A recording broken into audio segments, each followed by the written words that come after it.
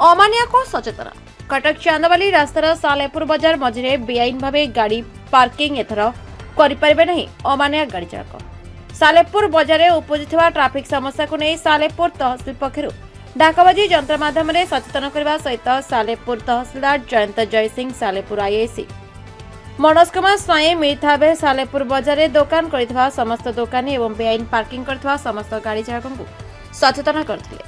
जदि आगामी को बेआईन पार्किंग एवं रास्ता अवरोध करते तेबे आग को सालेपुर तहसिल एवं सालेपुर पुलिस पक्षर दृढ़ कार्यानुष्ठान नियाजिबो। आम किसी दिन हम आपण माध्यम आम सब जाना पाइलु सालेपुर बजार टारे बहुत ट्राफिक समस्या हो लोक मैंने नाई ना असुविधार सम्मुखीन होती भित्ति कर सालेपुर बजार के ट्राफिक समस्या न हो जो व्यवसाय बंधु मैंने दुकान परिसर को रास्ता उपरको बढ़ी चलती से रास्ता उपरू जबरदखल हटाइवाई आज आम सचेतनता करदेकी जाऊँ।